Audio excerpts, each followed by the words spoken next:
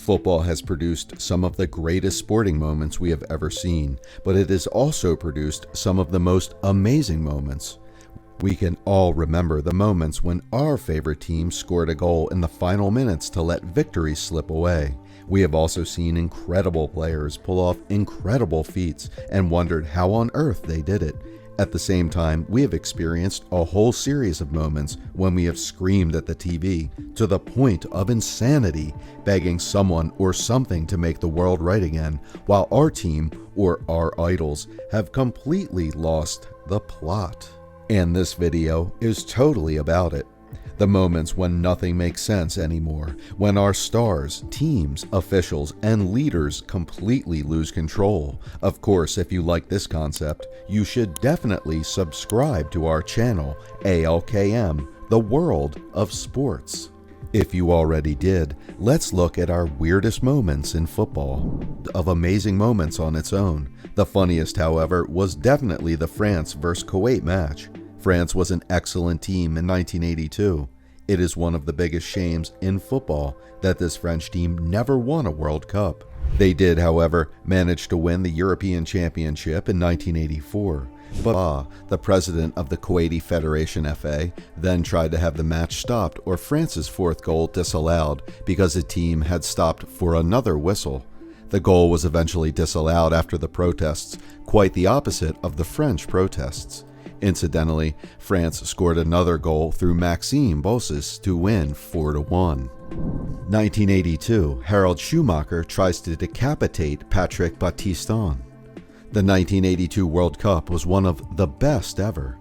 It was marked by great goals, great teams, and great players galore. It also featured the most controversial tackle of all time.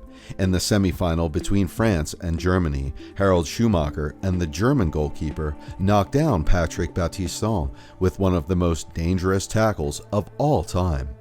It was so bad that he would have gotten 6 months in prison for it if it had not happened on the football field.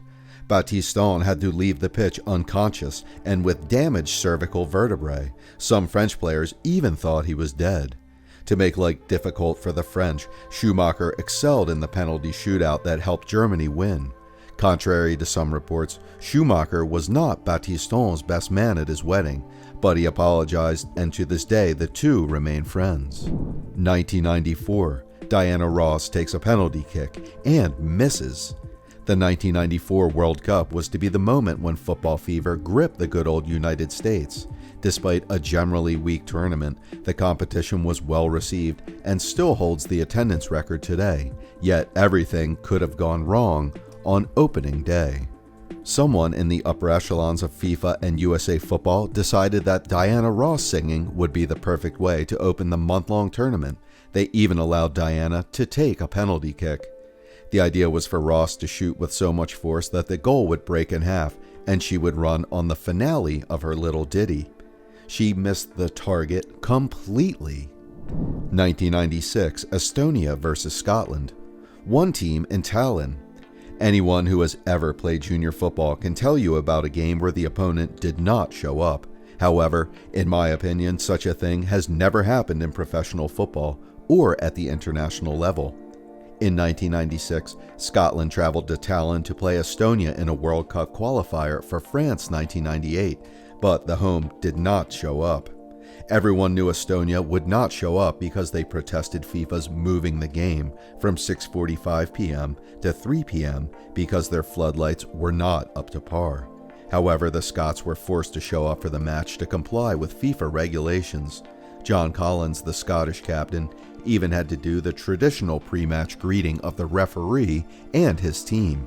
However, the fans seemed to enjoy themselves and even chanted, "There's only one team in Tallinn." 1996, Graham Souness and Southampton signed Ali Dia. In 1996, Graham Souness and Southampton made one of the worst, most confusing, and ridiculous signings of all time when they signed Ali Dia. In the lead-up to the signing of the Senegalese international, Southampton received a phone call from someone claiming to be George Weah. In the call, Weah highly recommended the player and said they were getting a bargain. Without inquiring about his past, the Saints immediately signed the player and even let him play in the Premier League. Needless to say, He was terrible. 2006, Zinedine Zidane headbutts Marco Materazzi. Picture the scene.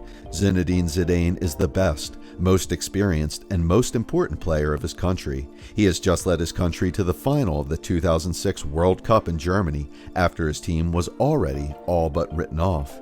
He rolled back the years and reminded everyone how good he was, once with a legendary performance throughout the tournament. His early penalty in the final put his team ahead before Marco Materazzi equalized. After the equalizer, Italy starts to put the game to bed, and 10 minutes before the end of extra time, when his team needs him the most, he explodes. Zidane's headbutt against Materazzi has become the defining image of the 2006 World Cup, and perhaps of his career. Why ZZ could not keep his head down will go down in history as one of the greatest unanswered football questions of all time. 2008, the drunken referee. We are used to wondering if the referee needs glasses and where he's from, but have you ever wondered if the referee was drunk? In 2008, Sergei Smolek was refereeing a Belarusian Premier League match between Vitebsk and Naftan. Smolek, who was voted the best referee in Belarus in 2007, officiated the entire match from the center circle before being escorted off the field. Needless to say, a post-match medical test revealed high levels of alcohol in his body, and he was eventually suspended by the Belarusian Federation FA. How he got on the pitch in the first place is a mystery, and how he endured 90 minutes in the center circle will go down in history as one of the most amazing refereeing performances of all time. The scary part is that Smolek may have even officiated the best game of his career and knew nothing about it. 2008, Watford vs. Reading, the ghost goal. We have all seen refereeing decisions that cannot be explained in any way. Here is the father of them all. In 2008, Reading and Watford were fighting for promotion to the Premier League when referee Stuart Atwell made one of the most confusing decisions of all time. 2009, FIFA offers FAI a Fair Play Award after Thierry Henry's handball. In November 2009, Ireland was eliminated from the World Cup in the playoff stage against France. The victory was won by a goal from William Gallas in stoppage time.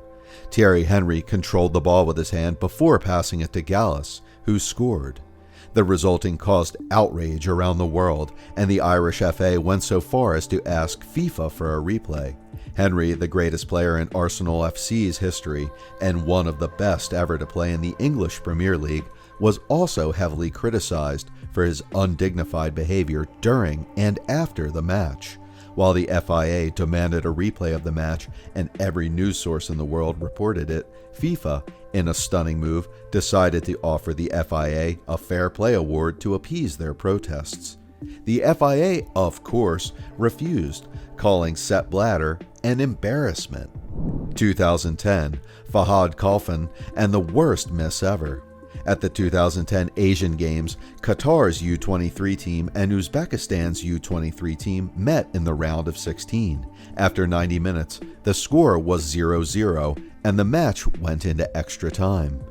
50 seconds into extra time, we were gifted with one of the best and most amazing misses of all time when Qatar's Fahad Khalfan missed an open goal. 8 minutes later, the Uzbeks took the lead and won the game 1-0.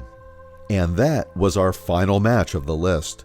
Of course, you can always tell us what you think is the strangest down in the comment section. And for more videos like this, we think you should subscribe to our channel, ALKM, The World of Sports. We'll see you in the next video, and goodbye.